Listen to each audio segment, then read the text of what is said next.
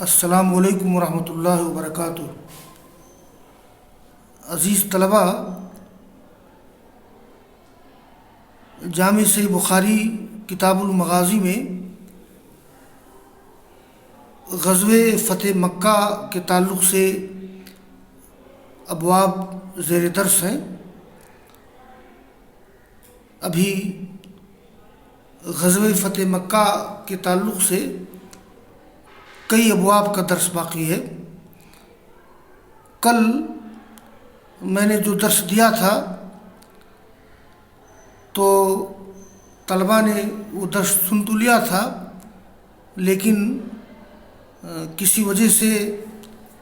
درس کی ریکارڈنگ نہیں ہو سکی تھی، اس لیے جو سبق کل پڑھایا گیا تھا آج میں اس درس کی ریکارڈنگ کر رہا ہوں تاکہ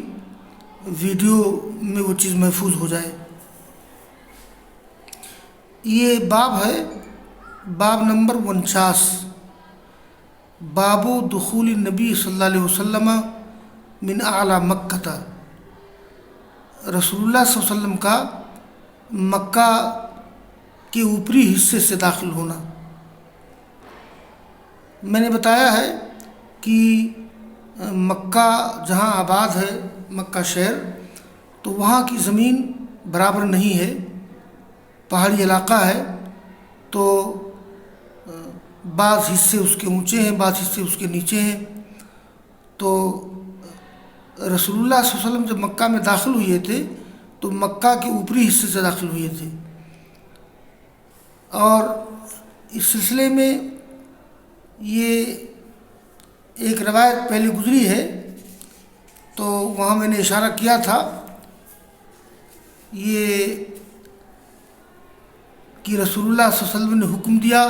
خالد بن ولید کو کہ وہ داخل ہوں مکہ کے اوپری حصے سے، اور رسول اللہ صلی اللہ علیہ وسلم داخل ہوئے مکہ کے زیری حصے تھے۔ تو میں نے وہاں بتایا تھا کہ وہ بات صحیح نہیں ہے، صحیح اس کے برخلاف ہے۔ تو جیسا کہ باب آ رہا ہے، قال امام بخاری رحمہ اللہ حدثنی یونس قال اخبرنی نافع عن عبد اللہ بن عمر رضی اللہ عنہما ان رسول اللہ صلی اللہ علیہ وسلم اقبل یوم الفتح من اعلی مکہ علی راحلتہ۔ یہ عبداللہ بن عمر رضی اللہ تعالی عنہما اصل میں رسول اللہ صلی اللہ علیہ وسلم کے ساتھ تھے، اس لیے حج کے موقع پر یہ فتح مکہ کے موقع پر ابن عمر کا بیان زیادہ معتبر ہے۔ یہ رسول اللہ صلی اللہ علیہ وسلم آئے فتح مکہ کے دن من اعلی مکہ علی راحلتہ، مکہ کے اوپری حصے سے اپنی سواری پر، مردفن اسامہ بن زید ومعہ بلال ومعہ عثمان بن طلحہ من الحجبہ، یعنی مردف مانے ہوتے ہیں پیچھے بٹھانے والا، پیچھے کرنے والا، ارداف، کسی کو ردیف بنانا۔ تو آپ پیچھے بٹھائے ہوئے تھے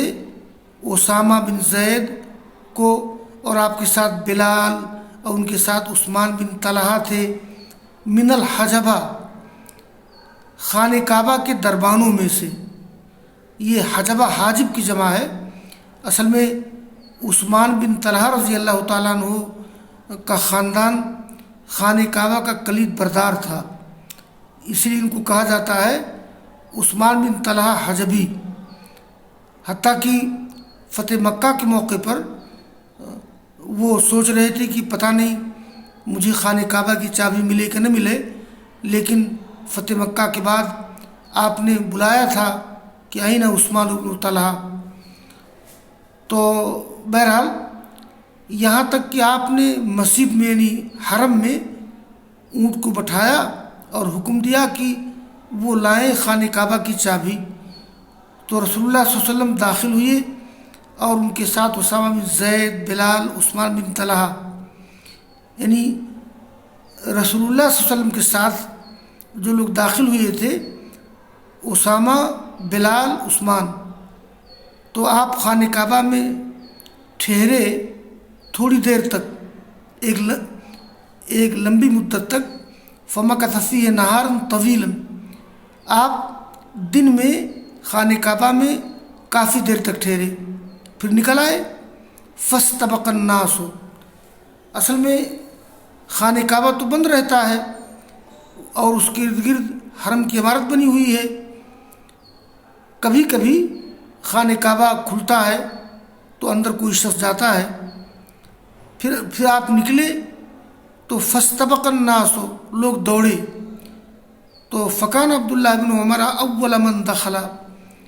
تو عبداللہ بن عمر سب سے پہلے داخل ہونے والوں میں سے تھے، تو انہوں نے پایا بلال کو دروازے کے پیچھے کھڑا ہوا، ان سے پوچھا ابن عمر نے، این صلی رسول اللہ صلی اللہ علیہ وسلم، کہ رسول اللہ صلی اللہ علیہ وسلم نے نماز کہاں پڑھی؟ تو انہوں نے اشارہ کیا اس جگہ کی طرف جہاں آپ نے نماز پڑھی تھی۔ گویا رسول اللہ صلی اللہ علیہ وسلم نے خانہ کعبہ کے اندر نماز پڑھی تھی، اور یہ جو روایت گزری ہے ابن عباس کے واسطے سے، یہ کہ ثم دخل البیت فکبر فی نواحی البیت وخرج ولم یصلی، یہ جو عبداللہ بن عباس کا بیان تھا تو ان کا بیان درست نہیں ہے، ابن عباس اس سفر میں اس موقع پر تھے نہیں، تو انہوں نے اپنے علم کے مطابق بیان کیا ہے۔ بہرحال رسول اللہ صلی اللہ علیہ وسلم نے خانہ کعبہ میں داخل ہو کر نماز پڑھی ہے۔ عبداللہ کہتے ہیں کہ فنسیت ان اسألہ کم صلی سجدۃ، میں بھول گیا کہ آپ سے پوچھوں کہ آپ نے کئی رکعت نماز پڑھی تھی، تو ابن عمر کو بات یاد نہیں ہے، لیکن صلی رکعتین کما فی بعض الروایات،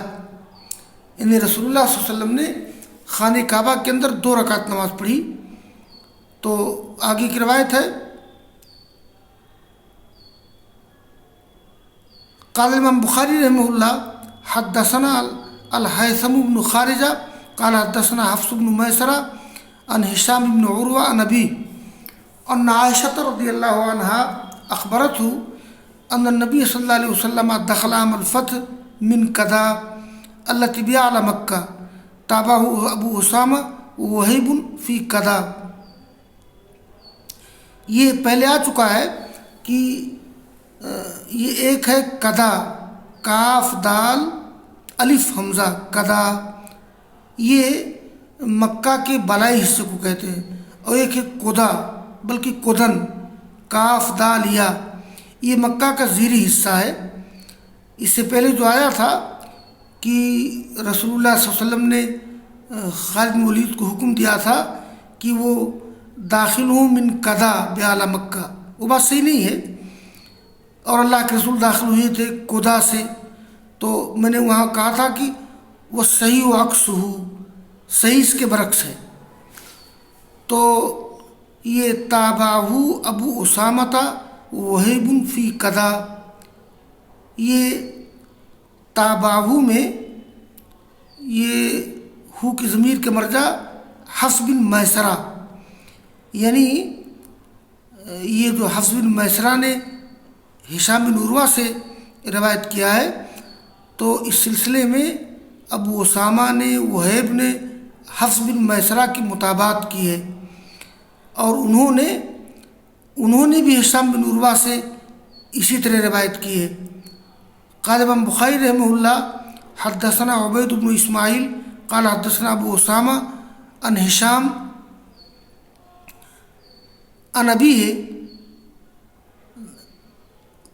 قال دخل النبی صلی اللہ علیہ وسلم عام الفتح من اعلی مکہ من کدا۔ گویا امام بخاری اس کی توثیق کرنا چاہتے ہیں کئی سندوں کی روایات سے کہ رسول اللہ صلی اللہ علیہ وسلم مکہ میں کدا سے، یعنی اس کے اوپری حصے سے داخل ہوئے تھے۔ یہ باب خیر پورا ہوا، اور آگے باب نمبر 50 ہے، باب منزل النبی یوم الفتح، یہ فتح کے دن رسول اللہ صلی اللہ علیہ وسلم کے اترنے کی جگہ۔ تو یہ بات پہلے آ چکی ہے کہ رسول اللہ صلی اللہ علیہ وسلم فتح مکہ کے موقع پر یہ مقام خیف میں آپ نے خیمہ لگوایا تھا، جو وادی محسب میں ہے، تو رسول اللہ صلی اللہ علیہ وسلم نے مستقل طور پر خیف بنی کنانہ میں قیام کیا تھا، وہیں آپ نے خیمہ لگوایا تھا۔ لیکن تھوڑی دیر کے لیے رسول اللہ صلی اللہ علیہ وسلم داخل ہوئے تھے ام ہانی کے گھر میں، وہاں غسل کیا تھا اور نماز پڑھی تھی، تو اس میں کوئی تعارض نہیں ہے۔ دیکھیے، باب و منزل نبی صلی اللہ علیہ وسلم یوم الفتح، یعنی فتح مکہ کے دن رسول اللہ صلی اللہ علیہ وسلم کے اترنے کی جگہ، آپ کہاں اترے تھے؟ تو رسول اللہ صلی اللہ علیہ وسلم ام ہانی کے گھر اترے تھے، آپ نے وہاں غسل کیا تھا، 2 رکعت نماز پڑھی تھی، اور اس کے بعد مستقل طور پر یہ وادی محسب میں اتر کر کے آپ نے وہاں خیمہ لگوایا تھا، یہ خیف بنی کنانہ کے اندر شیب ابی طالب کے پاس، اس کا ذکر پہلے آیا ہے۔ تو اس میں کوئی تعارض نہیں ہے کہ کچھ روایات سے معلوم ہوتا ہے کہ آپ نے خیف بنی کنانہ میں خیمہ لگوایا، وہاں ٹھہرے، اور اس روایت سے معلوم ہوتا ہے کہ آپ ام ہانی کے گھر گئے۔ تو یہاں کا معاملہ یہ ہے کہ رسول اللہ صلی اللہ علیہ وسلم ام ہانی کے گھر گئے تھے لیکن ٹھہرے نہیں تھے۔ ابن حجر لکھتے ہیں ولا مغایرتا بینہما لأنه لم یقم فی بیت ام ہانی وانما نزل به حتی اغتسل وصلى ثم رجع الى حیث ضربت خیمته عند شیب ابی طالب وهو المکان الذي حسرت فیہ قریش المسلمین۔ تو دیکھیے روایت یہ ہے، قال الامام بخاری رحمہ اللہ حدثنا ابو الولید قال حدثنا شعبہ عن عمرو عن ابن ابی لیلہ قال ما اخبرنا احد انه راى النبي صلی اللہ علیہ وسلم يصلي الضحى غیر ام ہانی فانها ذکرت انه یوم فتح مکہ اغتسل فی بیتها ثم صلى 8 رکعات قالت لم ارہ صلی صلاة اخف منها غیر انه یتم الرکوع والسجود۔ یہ ابن ابی لیلہ نے کہا کہ ام ہانی کے علاوہ ہمیں کسی نے اس بات کی خبر نہیں دی کہ انہوں نے رسول اللہ صلی اللہ علیہ وسلم کو دیکھا ہو صلاۃ چاشت پڑھتے ہوئے، یعنی رسول اللہ صلی اللہ علیہ وسلم نے چاشت کی نماز پڑھی، اس کی خبر ام ہانی نے دی ہے فتح مکہ کے موقع پر، اس لیے کہ آپ انہی کے گھر گئے تھے۔ یہ فَإِنَّهَا ذکرت، انہوں نے ذکر کیا، انو یوم فتح مکہ تھا، کہ فتح مکہ کے دن آپ نے غسل کیا ان کے گھر میں اور پھر پڑھی 8 رکعت نماز۔ یہ ام ہانی بنت عبد المطلب، یہ رسول اللہ صلی اللہ علیہ وسلم کی پھوپھی تھی، تو ان کے گھر میں آپ گئے، آپ نے غسل کیا، پھر آپ نے 8 رکعت نماز پڑھی۔ قالت لم ارہ صلی صلاۃ اخف منها غیر انه یتم الرکوع والسجود، میں نے نہیں دیکھا کہ آپ نے اس سے زیادہ ہلکی نماز پڑھی ہو کبھی، البتہ آپ رکوع سجود مکمل کر رہے تھے، مطلب رکوع سجود کی تکمیل کرتے ہوئے آپ نے نماز مختصر پڑھی۔ نماز کے مختصر ہونے کا مطلب یہ نہیں ہے کہ رکوع اور سجود میں آپ نے اتمام نہ کیا ہو۔ یہاں میں ایک بات بتا دوں صلاۃ چاشت کے تعلق سے، کہ یہ جو ادھر ایک نماز ہے صلاۃ الاوابین، ایک نماز ہے صلاۃ الاشراق، ایک نماز کا نام ہے صلاۃ الضحیٰ، تو صلاۃ الضحیٰ، صلاۃ الاشراق اور صلاۃ الاوابین یہ ایک ہی نماز ہے، اور اس کا ٹائم کیا ہے؟ دن نکلنے سے لے کر کے زوال شمس تک، یعنی دن نکلنے سے لے کر کے ظہر کے ٹائم تک، بلکہ زوال شمس تک اس کا ٹائم ہے۔ جیسے ہی دن نکلا آدمی صلاۃ چاشت پڑھ سکتا ہے، اور اس کو ضحیٰ کے معنی چاشت، اشراق معنی سورج طلوع ہونا، اور اس کو صلاۃ الاوابین کہتے ہیں، اس لیے کہ یہ نماز وہ لوگ پڑھتے ہیں جو اللہ تعالیٰ کی طرف زیادہ رجوع کرتے ہیں۔ تو بعض لوگ یہ سمجھتے ہیں کہ الگ الگ نمازیں ہیں، نہیں، صلاۃ الاوابین، صلاۃ الضحیٰ، صلاۃ الاشراق ایک ہی نماز ہے۔ یہ کتنی رکعت ہے؟ تو اس سلسلے میں بھی روایات کئی ایک ہیں۔ دیکھیے، صلاۃ الضحیٰ 2 رکعت، صلاۃ الضحیٰ 4 رکعت، صلاۃ الضحیٰ 8 رکعت، مطلب 2 رکعت، 4 رکعت، 8 رکعت۔ اور یہ جن احادیث میں ذکر کیا گیا ہے کہ صلاۃ الضحیٰ 12 رکعت ہے، وہ روایت سخت ضعیف ہے۔ لہذا صلاۃ چاشت یا صلاۃ الاشراق یا صلاۃ الاوابین کئی رکعت ہے؟ 2 رکعت سے لے کر کے 8 رکعت تک۔ 12 رکعت والی روایت ضعیف ہے، ناقابل اعتبار ہے۔ تو یہ باب ختم ہوا، اور آگے بھی ایک باب شروع ہو رہا ہے، یہ بغیر واضح عنوان کے۔ جی، وآخر دعوانا ان الحمد للہ رب العالمین۔